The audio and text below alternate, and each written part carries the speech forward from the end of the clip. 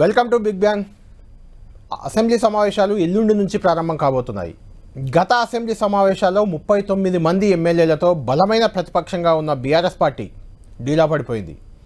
ఒక MLA Secunderabad cantonment MLA చనిపోవడంతో ఆ స్థానంలో జరిగిన ఉప ఎన్నికను కూడా కాంగ్రెస్ పార్టీ కైవసం చేసుకుంది. దాంతో బీఆర్ఎస్ సంఖ్యాబలం 38కి పడిపోయింది. ఇప్పుడు అందులో 10 మంది ఎమ్మెల్యేలను కాంగ్రెస్ పార్టీ తీసేసుకుంది.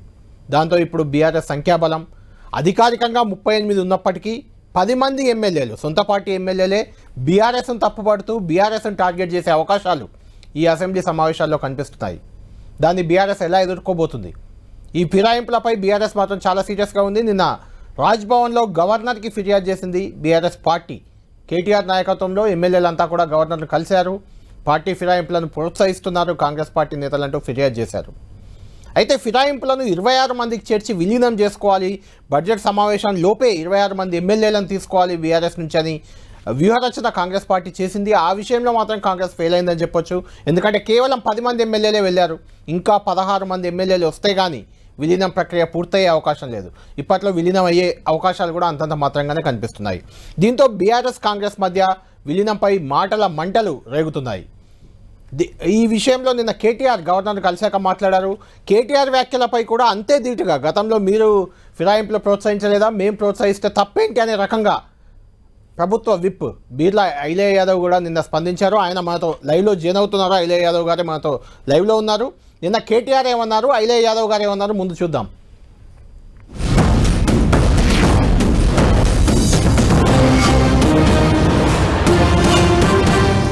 రెండు ముఖ్యమైన అంశాలు గవర్నర్ గారి దృష్టికి తీసుకొచ్చినాం.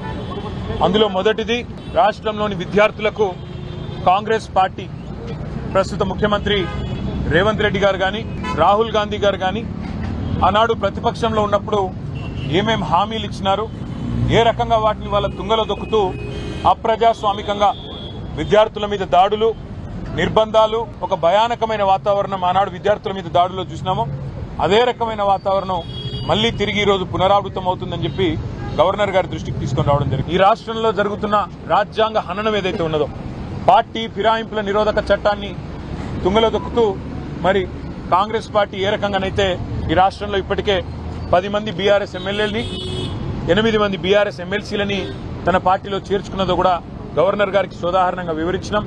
మేము ఇప్పటికే న్యాయ పోరాటం చేస్తున్న విషయం కూడా గవర్నర్ గారికి చెప్పాం. స్పీకర్ గారిని కలిసి అభ్యర్థించింది కూడా చెప్పినాం. రాజ్భవన్ పై గవర్నర్ కలవడం నిజంగా కేటీఆర్కి ఏమన్నా గత 10 సంవత్సరాలుగా అధికారం ఉన్నప్పుడు గవర్నర్ వ్యవస్థనే కించపరిచి కనీసం గవర్నర్కు గౌరవ మర్యాద అయినటువంటి కేసీఆర్ పాలనలో మరి కేటీఆర్ అప్పుడు కళ్ళు మూసుకొని చెవులు మూసుకొని కూర్చుండా ఇవాళ ఏ ముఖం పెట్టుకొని సిగ్గు లేకుండా గవర్నర్ తాను పోయి రాజ్యాంగాన్ని పరిరక్షించమని అడుగుట్లో అంతర్యమేముంది? గత 10 సంవత్సరాలుగా కనీసం గవర్నర్కు గౌరవ మర్యాదలు ఇవ్వని మీరు ఏ ఒక్క ఎంపీ కానీ ఏ ఒక్క ఎమ్మెల్యే కానీ కనీసం గౌరవ మర్యాదలు లేవు. ప్రోటోకాల్ల ఇబ్బంది పెట్టినటువంటి మీ ప్రభుత్వం ఇవాళ పార్టీ ఫిరాయింపులు చేస్తామంటున్నారు. మరి గత 10 సంవత్సరాలుగా మీ అయ్యా కేసీఆర్ గెలిచిన ఎమ్మెల్యేలను అదే రాజ్భవన్లో, పక్క పార్టీలో గెలిచిన ఎమ్మెల్యేలను అదే రాజ్భవన్లో తీసుకుపోయి మంత్రులుగా చేసినప్పుడు మరి నీ తెలివి ఎక్కడ పోయింది? రైట్, ఇదే అంశంపై చర్చిద్దాం. ఐలయ్య యాదవ్ గారు స్టూడియోలో అందుబాటులో ఉన్నారు. శ్రీకాంత్ రెడ్డి, కరీంనగర్ డీసీఎంఎస్ చైర్మన్, మనకు లైవ్లో అందుబాటులో ఉన్నారు. ముందు ఐలయ్య యాదవ్ గారు మీరే చెప్పండి.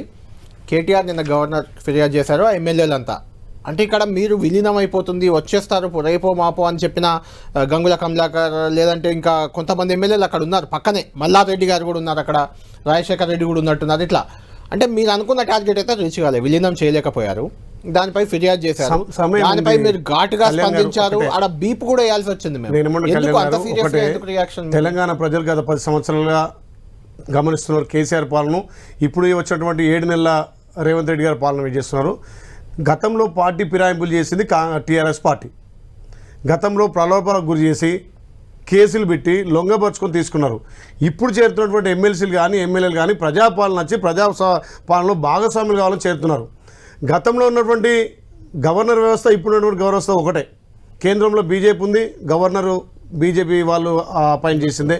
అయినా అప్పుడు మీరు ఒక మహిళా గవర్నర్కు కనీస గౌరవ మర్యాదలు ఇవ్వకపోవడగా ఒక మహిళా గవర్నర్ అని చూడకుండా ఏదైతే పాడి కౌశిక్ రెడ్డి ఉండో ఏ రకంగా మాట్లాడిండో తెలంగాణ సభ్య సమాజం గుర్తు చేసుకోవాలి. అలాంటి వ్యక్తి మళ్ళీ ఇవాళ రాజ్యాంగాన్ని పరిరక్షించమని గవర్నర్ తను అడగడం చాలా విడ్డూరంగా ఉంది. అంటే మీరు చేస్తేనేమో సంసారం, ఇంకోళ్ళు చేస్తేమో దాన్ని ఇంకో తిరిగా మాట్లాడడం, ఇది కరెక్ట్ కాదు. కేటీఆర్ గారు మీ వాళ్ళని కాపాడుకునే క్రమంలో మీరు లొంగపరుచుకుంటారా లేకపోతే బదిలాడుకుంటారా, వాళ్ళ కాళ్ళు పట్టుకుంటారా మీ ఇష్టం. కానీ ఇవాళ మా ప్రజాపాలన చూసి ఇవాళ నేను చూడండి, మన 18 తారీఖు నాడు తెలంగాణ రాష్ట్ర వ్యాప్తంగా ప్రతి రైతు వాళ్ళ ఇంట్లో సంబరాలు పండుగ వాతావరణం చేసుకుంటున్నారు. ఇది ప్రజాపాలన, గౌరవ ముఖ్యమంత్రి రేవంత్ రెడ్డి గారి పాలన ఇది. మొన్న ఏదైతే నిరుద్యోగులు నిన్న నిజంగా కేటీఆర్ నిరుద్యోగుల గురించి మాట్లాడుతున్న సిగ్గు అనిపిస్తుంది. ఏ ఒక్కనాడు కూడా కనీసం క్యాంపస్లో ఉస్మానియా యూనివర్సిటీ పోనోడు ఇవాళ ఉస్మానియా యూనివర్సిటీ విద్యార్థి గురించి మాట్లాడుతున్నాడు. మరి 10 ఏళ్లలో మీరు ఏమైనా జాబ్ క్యాలెండర్ ఇచ్చిందా? మా గౌరవ ముఖ్యమంత్రి జాబ్ క్యాలెండర్ ఇచ్చి మార్చిలో ఎన్ని ఖాళీలు ఉన్నాయి, జూన్ 2న నోటిఫికేషన్ వేసి డిసెంబర్ 9న మొత్తం పూర్తిగా మేము ఉద్యోగాలు నింపుతామని చెప్పి క్లియర్ కట్గా జాబ్ క్యాలెండర్ వేస్తున్నాడు. గతంలో ఉన్నటువంటి మీ పాలనకు మా పాలనకు తేడా చూసినారు. 100 రోజుల పాలనకు మా గౌరవ ముఖ్యమంత్రి రెఫరెండం అన్నారు, దానికి ప్రజలు తీర్పిచ్చినారు. మీకు 36% వచ్చిన ఓటు బ్యాంకు ఇవాళ మీకు 14-15% వచ్చిందంటే మిమ్మల్ని తెలంగాణ ప్రజలు మీరు చెప్పినట్టు నిజంగానే ఆ ఎమ్మెల్యేలు రేవంత్ రెడ్డి పాలన చూసో గతంలో మీరు చెప్పినట్లు ప్రభుత్వాన్ని కూల్చేస్తామన్నారు కాబట్టి దాన్ని కాపాడడానికో వచ్చిన వాళ్ళే అయితే మీరు చెప్పారు ఆడ ఈడ శాసన మండలి శాసనసభ విలీనం అయిపోతున్నాయని చెప్పారు. రాలేదే, 10 మందే వచ్చారు, 26 మంది కావాలి మీకు. ఇంకా కూడా అసెంబ్లీ బడ్జెట్ సెషన్ లోపే వస్తారన్నారు. వస్తున్నారు, వాళ్ళు మాతో టచ్లో ఉన్నారు. వాళ్ళు సమయభావం తీసుకొని నిన్నెవరైతే కేటీఆర్ తోటి గవర్నర్తో కలిసిరో అందులో 50% రావడానికి సిద్ధంగా ఉన్నారు. మీరు చూడండి, రైట్, గవర్నర్తో కలిసిన వాళ్ళు ఇవాళ అక్కడ ఉన్నారు, రేపు పొద్దున ఎక్కడ ఉన్నారో మీరు ఆలోచన చేయండి. ఇంతకుముందు సబితా ఇంద్రారెడ్డి గారు కూడా మీతో కలిసి ధర్నాలు చేశారు. పార్టీ ఎమ్మెల్యేలను తీసుకుంటున్నారు బీఆర్ఎస్ నేతలను అప్పట్లో, తర్వాత ఆమె వెళ్ళిపోయారు. అదే జరుగుతుందా ఇప్పుడు కూడా? 100% అదే జరుగుతుంది. రైట్, శ్రీకాంత్ గారు విన్నారు కదా ఐలయ్య యాదవ్ గారు చెప్పేది. ఇప్పుడు గవర్నర్ని ఏదైతే ఫిరాయింపుల మీద ఫిర్యాదు చేసేందుకు వెళ్ళారో ఎమ్మెల్యేలు, కేటీఆర్ పక్కన నిలబడి ఉన్నారు ఎమ్మెల్యేలు, అందులో 50% వచ్చేస్తున్నారని ఐలయ్య యాదవ్ గారు క్లియర్గా చెప్తున్నారు. ఏంది, ఎందుకు అంటే నమ్మకం పోయిందా? కేసీఆర్ పై నమ్మకం పోయిందా? పార్టీపై నమ్మకం పోయిందా? లేకుంటే కాంగ్రెస్ పార్టీ బాగా చేస్తుందని నమ్మకం కుదిరిందా? ఎందుకు ఈ ఫిరాయింపులు ఎందుకు జరుగుతున్నాయి, వలసలు ఎందుకు జరుగుతున్నాయి? నమస్కారం అండి. ఇప్పుడు కేసీఆర్ గారి మీద నమ్మకము ప్రజలందరికీ కూడా పూర్తి స్థాయిలో విశ్వాసం ఉన్నది. ఇప్పుడు ఉన్నటువంటి ఎమ్మెల్యేలకు కూడా పూర్తి స్థాయిలో విశ్వాసం ఉన్నది. అయితే కాంగ్రెస్ పార్టీకే నమ్మకం లేదు. ఈ 5 సంవత్సరాలు ఉండమా అన్నటువంటి అపనమ్మకంతో వాళ్ళు ఉన్నారు. ఈ ప్రభుత్వానికి ఏదో జరుగుతుంది, ఖచ్చితంగా కూడా ఏదో ఇబ్బంది పెడతారు అన్నటువంటి అభద్రతా భావంతో వాళ్ళు ఉన్నారండి. ఇప్పుడు ఇక్కడ నడిచేదంతా కూడా మీరు ఒకసారి అబ్జర్వ్ చేయండి. కాంగ్రెస్ పార్టీ మొత్తం ఈ 9 నెలల కాలంలో మేము అబ్జర్వ్ చేసింది అయితే రేవంత్ రెడ్డి గారు తన పదవిని కాపాడుకోవాలి ఒకటి, తర్వాత రేపు కాంగ్రెస్ అధిష్టానం ఏం చెప్తుందో ఏదో అన్న అభద్రతా భావంతో కొంతమంది ఎమ్మెల్యేలు సొంత వర్గం ఉండాలి అన్నటువంటి ఆలోచన కొద్దీ చేసేటువంటి కార్యక్రమాలు. ఇంకోటండి, ప్రజలు మొన్న కాంగ్రెస్ పార్టీని గెలిపించింది ఒకటి. మీరు ఎక్కడన్నా ఇన్ని చర్చలు వస్తున్నాయి, మనకి ఇంతగానం ఇది వస్తుంది. కేసీఆర్ గారు ఏది చెయ్యనందుకు కాదు, అన్ని చేసిర్రు. కేవలం కొన్ని విషయాలలో అంటే ఈ ప్రజాస్వామిక వాదులు నిజంగానే ఈ పార్టీ ఫిరాయింపులు జరుగుతున్నాయి, తర్వాత ఈ రకంగా జరుగుతున్నది పూర్తి అధ్వానమైన పరిస్థితులు. ఏ పార్టీలో గెలిచినోడు ఎక్కడికి పోతాడో తెలుస్తలేదు, అందరూ కూడా అధికార పక్షంలో చేరుతున్నారు అన్నటువంటి ఆలోచన కొద్దీ ఇవాళ టిఆర్ఎస్ గవర్నమెంట్ అనేది పోయింది. ఇవాళ సేమ్ పని, అదే పని కాంగ్రెస్ పార్టీ ఇవాళ రాజ్యాంగాన్ని పూర్తిగా పరిహసించేటువంటి పరిస్థితులలో ఇవాళ వాళ్ళు ఉన్నారండి. అక్కడ రాహుల్ గాంధీ గారేమో బుక్ పట్టుకుంటారు రాజ్యాంగం సేవ్ డెమోక్రసీ అని చెప్పి, ఇక్కడ వీళ్ళేమో అన్ని కూడా అప్రజాస్వామిక పనులు చేయడం. తర్వాత చాలా బాధాకరమైనది ఏంటంటే మీకున్నటువంటి 64 మంది ఉన్నారండి. ఇవాళకి ఐలన్న లాంటి వాళ్ళే ప్రజా జీవితంలో చాలా సంవత్సరాలుగా 65 ఇప్పుడు ఐలన్న లాంటి వాళ్ళు మాకు కూడా ఇబ్బంది ఎట్లా అంటే మాలాంటి కార్యకర్తలకు ఇబ్బంది ఏమనిపిస్తుంది అంటే ఈ ఐలన్న లాంటి వాళ్ళే 10 సంవత్సరాల నుండి తీవ్రంగా ఇబ్బందులు పడ్డటువంటి వాళ్ళు ఇవాళ ప్రజల మన్నన పొందిరు, ఎమ్మెల్యేలు అయ్యారు. వీళ్ళు చేయలేరా పరిపాలన? పక్క పార్టీ నుంచి గెలిచినోడే వచ్చి పరిపాలన చేయాలా? కాబట్టి ఆలోచన అనేది సరికాదండి. ఇవాళ రేవంత్ రెడ్డి గారి ఆలోచన కూడా నిన్న చూసినాము. నేను ఒక సామాజిక వర్గ మీటింగ్ పోయి అక్కడ ఎన్టీ రామారావు గారు గొప్ప, చంద్రబాబు నాయుడు గారు గొప్ప అంటే ఇంకా కూడా తెలంగాణ భావజాలం అనేది నింపుకోలేకపోతున్నారు. ఇవాళ తెలంగాణ ప్రజలందరూ ఆదరించి నిన్ను ముఖ్యమంత్రి చేస్తే నువ్వు పక్క రాష్ట్రంలో ఉన్నటువంటి వాళ్ళను పొగుడుకుంటా పోతే ఇది సరైనటువంటి కాదు. మీరు నమ్మండి, మీ కాంగ్రెస్ పార్టీ శ్రేణులను నమ్మండి, కాంగ్రెస్ పార్టీలో ఉన్నటువంటి ఎమ్మెల్యేలను నమ్మండి. చాలా మంది యువకులు గెలిచారండి, ఒక్కొక్కరు 4 సార్లు ఓడిపోయినటువంటి వాళ్ళు గెలిచారు. ఏదో ఒక ఆశ ఉంటుంది వాళ్ళకి, చేయాలి, ఖచ్చితంగా మంచి చేయాలనే ఆలోచన ఏ నాయకునికైనా ఉంటది. ఈ కేవలము రాజకీయ కోణంతో, అంటే కేసీఆర్ గారి మీద ఉన్నటువంటి వ్యక్తిగత ద్వేషంతో పరిపాలన నడుస్తుంది తప్ప మీకు వేరే ఎక్కడ కూడా పరిపాలన లేదు. ఇవాళ అనేక సమస్యలు ఉన్నాయండి ప్రజలు. ఇవాళ ఉన్నది మొన్న గ్రూప్ 2 ఎగ్జామ్స్ వాళ్ళందరూ చెప్పిరు, పిల్లలు డిఎస్సి మొన్ననే టెట్ పెట్టిరు కదా, కొంత పోస్ట్ పోన్ చేయండి అని చెప్పి. డిఎస్సి పోస్ట్ పోన్ చేయాలి, గ్రూప్ 2 పోస్ట్ పోన్ చేయాలంటే మొన్న వినలేదు. నిన్నేమైంది, మొత్తం నిరుద్యోగులంతా ఎదురు తిరిగితే మళ్ళీ పోస్ట్ పోన్ అంటున్నారు. కాబట్టి ప్రజాపాలన కాదండి ఇది ప్రజా కంటక పాలనగా నడుస్తుంది. ఎంత అన్యాయం అంటే మొన్న రైతు రుణమాఫీ అని చెప్పి సంబరాలు చేశారు. ఏమన్నారు, మొత్తం ₹1,00,000 రుణమాఫీ మొత్తం చేసినామన్నారండి. వీళ్ళు ఇచ్చేయండి 6,000 కోట్ల రూపాయలు చిల్లర, 6,900 కోట్ల రూపాయలు ఇచ్చారు. ఇంకెంత రావాలండి? ఇంకా ₹1,00,000 లోపు రుణం మాఫీ కావాలన్నా ఇంకా 15 లక్షల కోట్లు కావాలి. కాబట్టి నేను అనేదండి, చెప్పండి ఇప్పుడు మేము అనేది ఏంటంటే వీళ్ళు పరిపాలన అంతా కూడా గాడి తప్పుతున్నది. ఇవాళ ఏమైంది, మొన్న 30,000 ఉద్యోగాలు, గత ప్రభుత్వం ఇచ్చినటువంటి ఉద్యోగాలు కేవలం మీరు ఇచ్చినటువంటి పత్రాలు ఇచ్చారు, మీరు నియామక పత్రాలు, అవి ఎందుకు వెళ్ళకపోయారు, భద్రత ఎందుకు ఉంటది కదా, టెక్నికల్ ఇష్యూస్ ఉంటాయి కదన్న. ఇప్పుడు ఇచ్చిర్రు, అయినా మేము ఏమంటున్నామండి, టెక్నికల్ ఇష్యూస్ వల్ల శ్రీకాంత్ గారు ఒక నిమిషం, టెక్నికల్ ఇష్యూస్ వల్ల వాళ్ళు ఇవ్వలేకపోయారు, ఓకే ఒప్పుకుందాం. కానీ ఆ పత్రాలు మీద ఇచ్చి ఆ 30,000 కూడా 2,30,000 ఇవి కూడా అంటే కరెక్ట్ కాదు కదా. అంటే ఇప్పుడు జాబ్ క్యాలెండర్ లో ఫస్ట్ నోటిఫికేషన్ ఇవ్వాలి, తర్వాత పరీక్షలు పెట్టాలి, కొన్నిట్లో ఇంటర్వ్యూలు కూడా పెట్టాలి. అవన్నీ ఎవరు చేస్తే వాళ్ళు ఇచ్చినట్టు ఉద్యోగాలు. 5,085 డిఎస్సి పోస్టులు వేసి వాళ్ళు పెండింగ్ పెడితే 5,000కి ఇంకో 6,000 కలిపి మెగా డిఎస్సి వేస్తున్నాం. ఇవాళ 25,000తో అన్నారు మీరు, మెగా డిఎస్సి 25,000. మొదటి దశలో 11,000 ఇచ్చిన మాటను అంటే యాదవ్ గారు మీరు కొన్ని చేసుకుంటూ వస్తున్నారు, ప్రభుత్వం అన్నాక ఎవరైనా చేసుకుంటూ రావాలి. కానీ ఇచ్చిన హామీని ఇచ్చినట్టుగా కాకుండా మరో రకంగా చేస్తున్నారని ఒక మాట ఫుల్ఫిల్ చేయడానికి సిద్ధంగా ఉన్నామన్నా. ఒక్కొక్కటిగా 1 by 1 ఏ శాఖలో రుణమాఫీ చెప్తున్నాను. అదే డిసెంబర్ 9 నాడే రుణమాఫీ అవుద్ది. డిసెంబర్ 9 నాడే మీరు తీసుకోకండి, అసలు ఇప్పుడు అదేది రైతు బంధు తీసుకోకండి. డిసెంబర్ 9 నాడు 15,000 రైతు భరోసా, ఇట్లా రకరకాల హామీలు డిసెంబర్ 9 పెట్టుకొని మేము అధికారంలోకి వచ్చేసరికి తెలంగాణ ఆర్థిక పరిస్థితి ఎట్లా మీ అందరికి తెలుసు. ఒక్కొక్కటిగా సర్దుకుంటూ దుబారా ఖర్చు లేకుండా, ఆడంబరాల పోకుండా ఒక్కొక్కటిగా ఇంప్లిమెంట్ చేసి వాళ్ళు తెచ్చినటువంటి అప్పులకు మిత్తిలు కట్టుకుంటా, మనం ఇచ్చినటువంటి సంక్షేమ పథకాలను ఎక్కడ కూడా ఆపకుండా, రుణమాఫీ కూడా చాలా మందికి అందలేదని నడుస్తుంది, ఇంకా ₹1,00,000 లోపు కూడా. రైట్, మొన్న ఒక్క రోజే 18వ తారీఖు నాడు సుమారు తెలంగాణలో 12 లక్షల మందికి సుమారు 700 కోట్లు, అటు ఒక 6,038 కోట్లు చేసినాం. రెండో విడతగా 1,50,000 నుంచి 1,50,000 వరకు రెండో విడత. ఆగస్టు 15 లక్ష రుణమాఫీ చాలా మందికి రాలేదు. మీరు టెక్నికల్ ప్రాబ్లం ఏదైనా వాళ్ళ ఆధార్ కార్డు ఇష్యూ కావచ్చు, వాళ్ళ బ్యాంక్ అకౌంట్ కావచ్చు, దానికి ప్రతి బ్యాంక్ లో 100% ₹1,00,000 అందరికి అవుతుంది. ఆధార్ కార్డు అదే రేషన్ కార్డు ప్రామాణికం కాదు, మా గౌరవ ముఖ్యమంత్రి చెప్పిండు. మేము ఇప్పుడు ఒకటే చెప్తున్నాం, ఎవరికైనా టెక్నికల్ ఇష్యూ ఉంటే ఏదైనా అకౌంట్ కానీ లేకపోతే ఆధార్ కార్డు లింక్ కానీ ఉంటే మీరు అక్కడ ఉన్నటువంటి బ్యాంక్ నోడల్ అధికారి ఉంటాడు, వాళ్ళతో మీరు నివృత్తి చేసుకోవచ్చు. ఖచ్చితంగా 1,00,000 వరకు మాఫీ అవుతుంది. ఇప్పుడు ఇంకొక పాయింట్ ఏంటంటే, మిమ్మల్ని మీ ప్రభుత్వాన్ని కూల్చేస్తారని భయం వల్ల శ్రీకాంత్ గారు చెప్పింది అదే. అంటే మీ పార్టీలోనే కొంతమంది ఏమన్నా ఫిరాయిస్తారనే భయం, అనుమానం, దీంతో వాళ్ళని తీసుకుంటున్నారని బీఆర్ఎస్ నేతలు అంతా చెప్తున్నారు. శ్రీకాంత్ గారు కూడా అన్నారు. ఒకటి. రెండోది, నిజంగా మీ ప్రభుత్వం ఇచ్చిన హామీలన్నీ అమలు చేస్తూ ప్రజాపాలన అందిస్తూ ఉంటే మీ ప్రభుత్వాన్ని కూల్చేస్తే, ఒకవేళ బీఆర్ఎస్ బీజేపీ ఒక్కటే కూల్చేస్తే ప్రజలే ఉన్నారు కదండి మీ వెనుక, వీళ్ళెందుకు ఎమ్మెల్యేలు ఎందుకు మీకు? ప్రజలే మాకు అధికారం ప్రజాస్వామ్యంలో. అదే అంటున్నా. ఇప్పుడు మీకు గుర్తుండే ఉంటుంది ఐలే గారు, ఎన్టీఆర్ని ఇలానే గతంలో కూల్చేశారు. ఏమైంది అప్పుడు? ఒక నెలలో మళ్ళీ అప్పుడు కూల్చింది కాంగ్రెస్, ఆఫ్ కోర్స్ అది వేరు, ఆ చర్చ వేరు. అంటే నేను అనేది ఏంటంటే, ప్రజాపాలన ఇచ్చే ప్రజానాయకుడికి ప్రజల మద్దతు ఉంటుంది. ఇప్పుడు అధికారంలోకి వచ్చిన 9 రోజులకే మీ ప్రభుత్వాన్ని కూల్చేస్తాం, మీ ప్రభుత్వాన్ని కూల్చేస్తామంటే అక్కడ ఉన్నటువంటి టీఆర్ఎస్ ఎమ్మెల్యే అరే 10 ఏళ్ళు ఎలా కూల్స్తారు వాళ్ళు? ఎలా కూలుస్తారు? మీ ఎమ్మెల్యేలు కొంతమంది అటు పోతేనే కూలుస్తారు. పోరు కాదు, చిచ్చు పెట్టడం కోసం. ఇప్పుడు కూల్చడం చిచ్చు సాధ్యమే పెట్టడం అంటే కేసీఆర్ కదా వెన్నెతో పెట్టిన వ్యక్తి కదా, ఒక్కొక్క ఎమ్మెల్యే 100 కోట్లు పెట్టి భయం ఉంది మీకు. మాకేం భయం లేదు. ప్రజలు క్లియర్ మెజార్టీ ఇచ్చారు మాకు. 64 సీట్లు మాకు ఇచ్చారు. మా మిత్రపక్షం సిపిఐకి సీట్ వచ్చింది. 65 సీట్లతో మేము ప్రజాపాలన చేస్తున్నాం.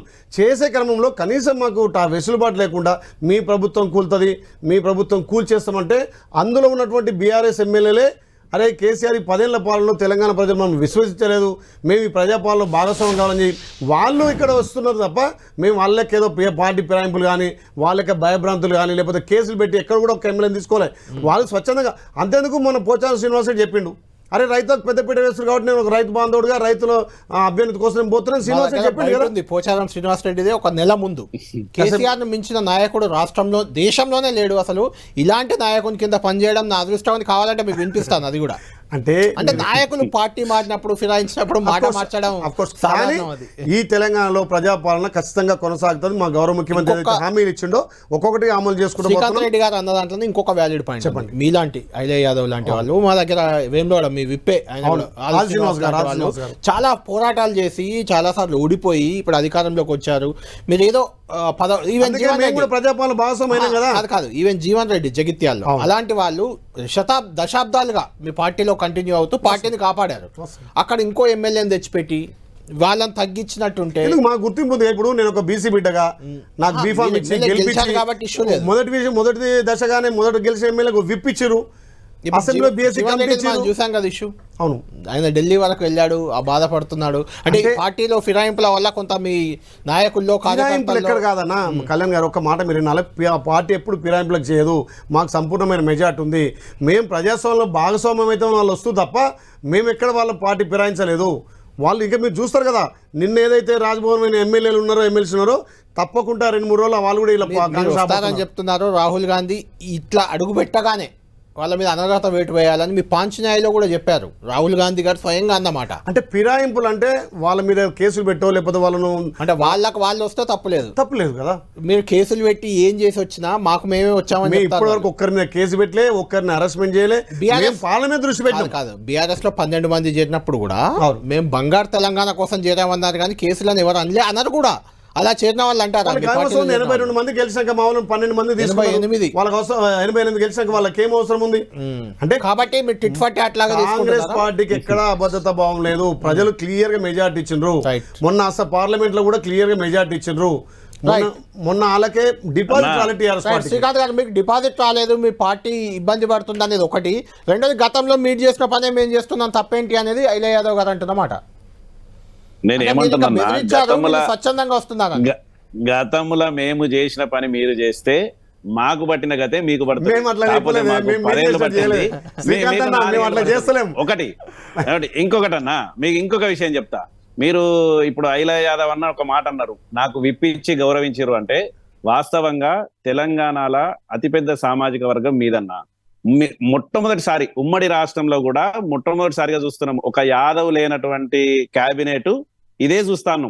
మరి మీకు ప్రజాపాలనగా ఎట్లా కనిపిస్తుంది అనేది మీరు ఇంటర్నల్ గా మీరు ఆలోచన చేసుకోవాల్సినటువంటి విషయం. రేపు క్యాబినెట్ విస్తరణ ఉంది అన్న శ్రీకాంత్ అన్న, రేపు క్యాబినెట్ విస్తరణ ఉంది అన్న. క్యాబినెట్ విస్తరణలో వేరే పార్టీ మారిన వాళ్ళకి ఇవ్వమని చెప్పారు సీఎం గారు, అది వేరే విషయం.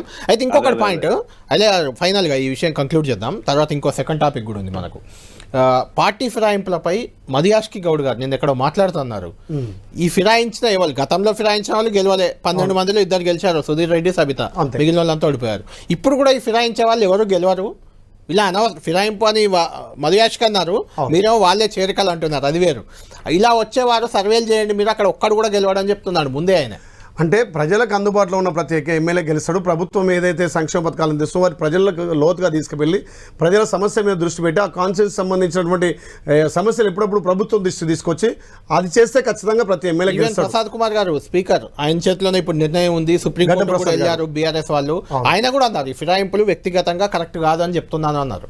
అంటే పార్టీ ఫిరాయింపులు అనేది ఒక ఎత్తు, ఇవాళ వస్తున్నటువంటి ఎమ్మెల్యే ఒక ఎత్తు. ఎందుకంటే వాళ్ళు అక్కడ పరిపాలన 10 ఏళ్ళు ఏదైనా రాజ్యాంగబద్ధంగా అది ఫిరాయింపే. అది రాజ్యాంగ పరంగా చూసుకున్నప్పుడు మీ ఈక్వేషన్ లో ప్రజాపాలనకు వస్తున్నారు, కేసీఆర్ ఈక్వేషన్ లో బంగారు తెలంగాణ కోసం వచ్చారు. కానీ బంగారు తెలంగాణ కదా ఇప్పుడు మేము గెలిచిన 7 నెలలనే ఇప్పుడు అన్న శ్రీకాంత్ అన్నట్టు ఇప్పుడు జాబ్ క్యాలెండర్ పెట్టినాం. 30,000 జాబులు నింపినాం, రుణమాఫీ చేస్తున్నాం, మహిళలకు ఉచిత ఆర్టీసీ ఇచ్చినాం, 200 యూనిట్లు ఇస్తున్నాం, 500 గ్యాస్ ఇస్తున్నాం. ఈ ఫస్ట్ వరకు అన్నా రేషన్ కార్డులు, పెన్షన్లు ప్రతి నియోజకవర్గానికి 3,500 ఇంద్రమిన్లు ఇస్తున్నామన్నా. ఇది ప్రజాపాలన. ఇది గౌరవ ముఖ్యమంత్రి గారు ఏదైతే ఎలక్షన్ల ముందు తల్లి సోనియా అభయాస్తం ఇచ్చిందో 6 గ్యారెంటీలు ఒక్కొక్కటిగా ఇంప్లిమెంట్ చేసుకోబోతున్నామన్నా. రైట్, ఇంకొక టాపిక్ వెళ్దాం. సరే, ఫిరాయింపులు ఇదంతా ఖచ్చితంగా ఇంకా కొద్ది రోజులు కూడా జరుగుతూ ఉంటుంది, ఎందుకంటే మీ టార్గెట్ 26 ఎమ్మెల్యేలు కాబట్టి అప్పటి వరకు ఇది నడుస్తూనే ఉంటుంది. ఇంకొక మేజర్ ఇష్యూ తెలంగాణలో ఏదైతే గత ప్రభుత్వం గొప్పగా చెప్పుకుందో, కాళేశ్వరం అనేది మా ఘనత, కాళేశ్వరం వల్లే ఉత్తర తెలంగాణ మొత్తం పచ్చబడింది అని ప్రధానంగా చెప్పుకుంటూ వచ్చింది. దాన్నే మీరు తప్పుపడుతున్నారు. కాళేశ్వరం అనేది మొత్తం వ్యర్థ ప్రాజెక్టు, దానివల్ల ఉపయోగం లేదు అది ఇదని మీరు అంటున్నారు. నిన్న ఉత్తమ్ కుమార్ గారు నీటిపారుదల శాఖ మంత్రి కూడా దాన్ని తప్పుపట్టారు. కేటీఆర్ కౌంటర్గా ట్వీట్ చేశారు, కాళేశ్వరం చాలా నిండుకుండలా బాగుంది, నీళ్ళు ఎక్కడి మేము పెట్టిన మా కట్టడం వల్ల వచ్చినాయని ఆయన ట్వీట్ చేశారు. ఆయన ఏమన్నారు ఒకసారి చూద్దాం. గత ప్రభుత్వంలో చాలా అట్టహాసంగా, ఆర్భటంగా, చాలా పెద్ద పెద్ద మాటలతో, ప్రచారంతో కాళేశ్వరం ప్రాజెక్టు నిర్మాణం చేయడం జరిగింది. రీడిజైన్ పేరుతో కేవలం ఎక్కువ పైసలు ఖర్చు పెడితే ఎక్కువ కమిషన్ వస్తున్న కక్కుర్తితో తుమ్మడేటి నుంచి Pranahita doctor B R Ambedkar Pranahita Chevella project రద్దు చేసి ఆ వెన్యూని మేడిగడ్డకు షిఫ్ట్ చేసిండ్రు. ఇది కాళేశ్వరం కట్టింది కమిషన్ల కక్కుర్తి, మరొకటి కాదని. అయితే కట్టిన కాళేశ్వరం ప్రాజెక్టు ఇప్పటి వరకు సుమారు 1,00,000 కోట్ల మరి అమూల్యమైన ప్రజాధనం ఎక్స్పెండిచర్ చేయడం జరిగింది. మేడిగడ్డ బ్యారేజ్లో ఒక గేట్ ఎత్తడం వీలు కాలేదు, అందుకోసమే ఆ గేట్ని పూర్తిగా కట్ చేయడం జరిగింది. అదేవిధంగా ఎక్కడైతే క్రాక్స్ వచ్చాయో, ఎక్కడైతే డ్యామేజ్ జరిగిందో వాళ్ళు చెప్పిన విధంగా మేము రిపేర్ మెజర్స్ తీసుకోవడం జరిగింది. మేము తప్పనిసరిగా రైట్, కాళేశ్వరం ఒక వ్యర్థ ప్రాజెక్టు, దానివల్ల నా లాభం లేదు అని ఉత్తమ్ గారు చేసిన వ్యాఖ్యలు విన్నాం. ఆ పక్కన కేటీఆర్ ట్వీట్ కూడా చేసాం, కాళేశ్వరం నిండు కుండలా ఉంది చూడండి కాళేశ్వరం అంటూ నిన్న కొన్ని విజువల్స్ కూడా విడుదల చేశారు బీఆర్ఎస్ వల్ల. చూద్దాం ఒకసారి. అది నిన్న మొన్న వర్షాలతో వచ్చిన ప్రస్తుత పరిస్థితి. అట్లా నిండుకుండలా మారింది కాళేశ్వరం అంటూ కూడా కేటీఆర్ ట్వీట్ చేశారు. దీనికి అటాచ్ చేసి ఆయన ట్వీట్ చేశారు, ఈ విజువల్కి అటాచ్ చేస్తే. దాన్ని చూస్తే అయితే కాళేశ్వరం బాగానే ఉంది, కాళేశ్వరంలో నీళ్లతో తెలంగాణ సుభిక్షంగా మారబోతుంది అనేది. మీరు ఆ విజువల్ చూస్తే దాంట్లో మీకు ఏమర్థమవుతుందన్న, కనీసం ఆ ఒక చుక్క వచ్చిన నీరు వచ్చినట్టుగా వెళ్ళిపోతుంది. మీరు చూడండి ఒకసారి. గేట్లు వదిలితే వెళ్ళిపోతుంది కదా. అవును, గేట్లు ఫ్లో వచ్చింది కాబట్టి వదిలేరు. గేట్లు మూస్తే ప్రాజెక్ట్ ఆగదు కదా. గేట్లు ఎట్లా ముయ్యాల్సిందే, గేట్లు మూస్తే ప్రాజెక్ట్ ఆగదు, తెగిపోతుంది, మొత్తం కూలిపోతుంది, కుప్ప కూలిపోతుంది. ఓకే, మేడిగడ్డ చూడండి, అక్కడ కాళేశ్వరం చూడండి, ఒక్క గేట్ అని మూసిందా? అవును, ఫ్లో వచ్చింది కాబట్టి ఆగితే కాళేశ్వరం ఉండదు. అది కమిషన్ల కోసం కట్టిన కాళేశ్వరం అన్న, అంతే. తెలంగాణ నేనేమంటున్నా, అక్టోబర్ 2023లోనే మేడిగడ్డకు పగులు వచ్చినాయి. మరి అప్పుడు కేసీఆర్ ప్రభుత్వం ఉంది కదా, దాని మీద కనీసం మోరు మెదిపిరా? ఏనాడు కూడా ఇలా 1,00,000 కోట్ల ఖర్చుతో పెట్టి మేము 1,00,000 ఎకరాలు కంటున్నాం. ఎక్కడ 1,00,000 ఎకరాలు మారిందో చూపించాలి కేటీఆర్ గారు. నేనేమంటున్నా, కాళేశ్వరం కట్టింది వాళ్ళ కమిషన్ల కోసమే. ఇలా మేడిగడ్డ పగులుడు కాదన్న, తెలంగాణ ప్రజల గుండె పగిలింది. ఇలా వాళ్ళు సంవత్సరానికి 10,000 కోట్ల కరెంటు బిల్ కట్టాల్సి వస్తుంది, 10,000 కోట్ల మిత్తి కట్టాల్సి వస్తుంది. మేడిగడ్డ వద్ద ఒక్క చుక్క నీరు ఆగట్లేదన్న, వచ్చిన నీరు వెళ్ళిపోతుంది. మీరు చూడండి, ఒక్క చుక్క నీరు ఆగుతుంది చూడండి. శ్రీకాంత్ గారు విన్నారు కదా, కాళేశ్వరం అనేది మీ కమిషన్ల కోసం కట్టిన ప్రాజెక్ట్, ఒక్క చుక్క ఆగట్లేదు. సంవత్సరానికి కరెంటు బిల్లు 10,000 కోట్లు, యాదవ్ గారు అంటున్నారు అప్పుకు 10,000 కోట్లు ఇంట్రెస్ట్ కట్టాల్సి వస్తుంది. 10,000 కోట్లు కరెంటు వృధా అవుతుంది. మీరు కరీంనగర్ జిల్లా మీకు పక్కనే ఉంటుంది. కాళేశ్వరం వాటర్ మీకు కూడా బ్యాక్ వాటర్ వస్తుంది, అక్కడికి ధర్మపురి ఏరియా కూడా వస్తుంది. మేడిగడ్డ ప్రాజెక్ట్ అనేది ఒక అద్భుతమైనటువంటి ప్రాజెక్టు, ఎవరు అవునన్నా కాదన్నా. ఎందుకంటే ఒక చిన్న విషయం అండి, ఇందులో గతంలో పూర్తిగా అంటే మాకు ఏదో ఒకటి అయితే వర్షాకాలం లేకపోతే ఎండాకాలం పంటలు పండించుకునేది ఇక్కడ మా దగ్గర అయితే. మరి ఐలన్న దగ్గర యాదగిరిగుట్ట లాంటి ప్రాంతంలో అయితే అసలు తాగడానికి నీళ్లు లేనటువంటి పరిస్థితి గతంలో ఉండే. దీంతో చాలా ఉండేది. ఒక్కటే విషయం అండి, ఇప్పుడు ఈ మేడిగడ్డ ప్రాజెక్టు వాళ్ళు ఏమన్నారు, అసలు ఇది ఉంటుందా పోతుందా అని చెప్పి అన్నారు. ఈ రోజు మంచిగా వరద 3 లక్షల క్యూసెక్ల వరద వస్తున్నది, మంచిగా సేఫ్టీగా ఉన్నది. సరే ఇంకేమైనా రిపేర్లు ఉన్నా చిన్న చితగా రిపేర్లు ఉన్నా చేసుకుంటారండి. ఇవాళ వీళ్ళన్నే తుమ్మిడిహిట్టి ప్రాజెక్టు దగ్గర నుంచి తీసుకొచ్చినా అది ఎక్కడ వదలాలి? మళ్ళీ గదే అన్నారంలో వదలాలి. కేవలం ఒకే లిఫ్ట్ తేడా వస్తుంది. ఇప్పుడు ప్రజలందరినీ కన్ఫ్యూజ్ చేసి దయచేసి మీరు పరిపాలన చేస్తున్నారు, ప్రజలకు లాభం అయ్యేటువంటి పనులు చేయండి, ప్రజల్ని కన్ఫ్యూజ్ చేసేటువంటి పనులు చేయొద్దు. మీరు చెప్పేటువంటి ఇప్పుడు తుమ్మిడిహట్టు అయినా మళ్ళీ తీసుకొచ్చి గదే అన్నారంలో వేయాలి, అన్నారం నుంచి సుందీలకు రావాలి, సుందీల నుంచి మళ్ళీ ఎక్కడ కట్టాలనేది ఇష్యూ కాదు. కట్టడంలో నాణ్యత లేదు, కట్టడంలో బాగాలేదు, ఇష్టం ఉందా లేదా, కమిషన్ల కోసమే కాళేశ్వరం కాదా, మేడిగడ్డ మేడి పండు లెక్క ఉందా లేదా, సంవత్సరానికి 10,000 కోట్లు కరెంట్ బిల్లు వృధా అవుతుందా లేదా, మీరు చేసినటువంటి లక్షల కోట్లకు 10,000 కోట్లు ఏది ఇంట్రెస్ట్ కడుతున్నామా లేదా, మీరు చెప్పండి కదా ఒకటి. దానివల్ల తెలంగాణకు నష్టమా? ఓకే, 2020లో ఈ ప్రాజెక్ట్ కంప్లీట్ అయింది. 25 లక్షల క్యూసెక్ల ప్రవాహం వచ్చినప్పుడు కూడా ఈ ప్రాజెక్టు చెక్కు చెదరలేదు. 3 సంవత్సరాల పాటు పూర్తి స్థాయిలో మనం నీళ్ళు ఇవ్వగలిగినాం. ఎండాకాలం కూడా నీటి వృధా వదిలినాం కదన్నా, నీళ్లు వృధా స్టోరేజ్ చేసుకోలే టీఎంసీలు. ప్రకృతి ఇప్పుడు ఒక్కటే చిన్న ఎగ్జాంపుల్ చెప్తాను మీకు. ఇవాళ ఇది ఏంటన్నా సీజన్ ఇప్పుడు మొత్తం కూడా మనం జూలై ఎండింగ్ వచ్చేసాం. ఇప్పుడు వర్షాలు పడ్డాయి. ఒక్క నిమిషం అన్న, ఇప్పుడు వర్షాలు పడ్డాయి అన్న.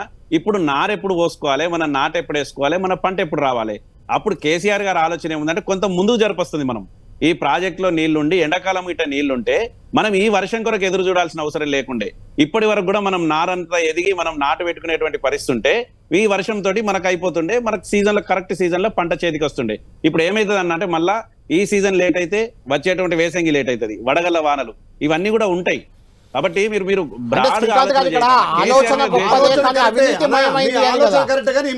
అవినీతిమయమైంది. 25 లక్షల క్యూసెక్ల వరద ఎప్పుడు వచ్చిందో అప్పుడే కూలిపోతుండే, అప్పుడే పోతుండే. ఎట్లా ఆగిందంటారు?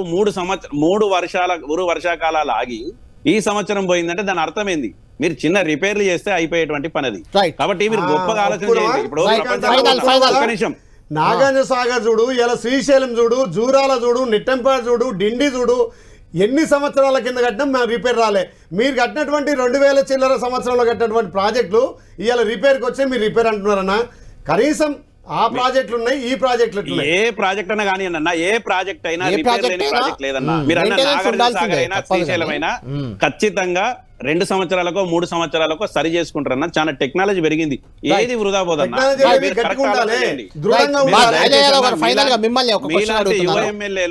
మీలాంటి యువ ఎమ్మెల్యేలు ప్రజల పక్షాన, రైతుల పక్షాన ఆలోచన చేయండి, దాన్ని బాగు చేయండి. రైట్ శ్రీకాంత్ గారు, రైట్.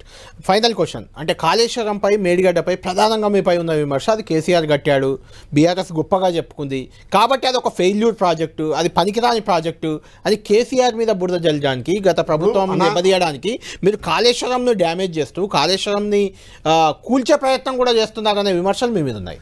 లేదన్నా, ప్రజలకు నీరు అందియాలి, సాగునీరు ఎక్కువ చేయాలనే ఉద్దేశంతో గతంలో నాగర్ సాగర్ కానీ కొన్నటువంటి మిగతా శ్రీశైలం కానీ జూరాలు కానీ కట్టినటువంటి కాంగ్రెస్ పార్టీ. ప్రాజెక్టులకు ఎక్కువ ప్రాధాన్యత ఇచ్చింది కాంగ్రెస్ పార్టీ. వీళ్ళు కమిషన్ల కోసం కట్టి తప్ప తెలంగాణ ప్రజల కోసం కాదు. నేనేమంటున్నా, ఇలా తెలంగాణ ప్రజలు గమనిస్తున్నారు, ఏదైతే వరదలు వస్తున్నాయో ఆ వరదలను నిలుపుకోలేని స్థితిలో ఇవాళ ప్రాజెక్ట్ ఉంది. అదే కాదు, నేను అనేది ఏంటంటే ఇప్పుడు మనిషికే తీసుకుందాము, ఒక షుగర్ లాంటి ఒక రోగం వచ్చినప్పుడు ఒక మందో గోళీ వేసుకుంటే అది పోయి అన్ని అవయవాలు సక్రమంగా పనిచేస్తాయి, అది కంట్రోల్లో ఉంటుంది. మీరు ఆ మందు గోళీ వేయకుంటే షుగర్ పేషెంట్కి ఏమవుతాడు? అన్ని అవయవాల మీద ఇంపాక్ట్ పడి కుప్పకూలిపోతాడు. ఇప్పుడు కాళేశ్వరం మీరు అలాగే చేస్తున్నారు, రిపేర్ చేయకుండా కావాలని పెడుతున్నారని వాళ్ళ ఆరోపణ. రిపేర్ చేస్తున్నాం ఆల్రెడీ. ఏదైతే వాళ్ళు డ్యామ్ కట్టారో వాళ్ళతోటే రిపేర్ చేస్తాను. నిన్న గౌరవ మంత్రి గారు ఎక్కడ ఢిల్లీలో చెప్పిండు, ఎవరైతే దానికి బాధ్యత వహించారో వాళ్ళతోటే ఖర్చు పెట్టిస్తాం, మళ్ళీ తెలంగాణ రూపాయి కూడా వృధా చేయం, అప్పుడు ఉన్నటువంటి కాంట్రాక్టులతోటే రిపేర్ చేస్తామని చెప్పారు. కానీ లోపభూయిష్టంగా చేసారు వీళ్ళు. నిజంగా కేసీఆర్ ఉద్దేశం మంచిదే కావచ్చు, తెలంగాణలో 1 కోటి ఎకరాలు నీరు అందించాలని లక్ష్యం ఉండొచ్చు, కానీ ఇంప్లిమెంటేషన్లో ఫెయిల్ అయ్యిండు. దానివల్లనే తెలంగాణ ధర్మంతా ఇలా వృధా అయిపోయింది. దానివల్ల ఇలా తెలంగాణ మొత్తం అప్పుల పాలు కావాల్సి వచ్చింది. తెలంగాణలో కేసీఆర్ కుటుంబానికి నిజంగా బీఆర్ఎస్ పార్టీకే 700 కోట్లు లాభం చేసింది కాళేశ్వరం మేడిగడ్డ ప్రాజెక్టు. మీరు చూడండి. రైట్. మొత్తానికి తెలంగాణలో 2 అంశాలు ఇప్పటికి కూడా తీవ్ర దుమారం రేపుతున్నాయి. అసెంబ్లీలో కూడా ఇదే అంశంపై ఎల్లుండి నుంచి జరిగే అసెంబ్లీ సమావేశాలు ఎన్ని రోజులు జరుపుతారో ఇంకా క్లారిటీ రాలేదు. బడ్జెట్ సెషన్ కాబట్టి కొంత ఎక్కువ రోజులే ఉండే అవకాశం ఉంది. ఇందులో ఫిరాయింపులు, అటు కాళేశ్వరం ఇష్యూ కూడా కంటిన్యూ అయ్యే అవకాశమే మనకు కనిపిస్తుంది. ఇది బిగ్ బ్యాంగ్ డిబేట్.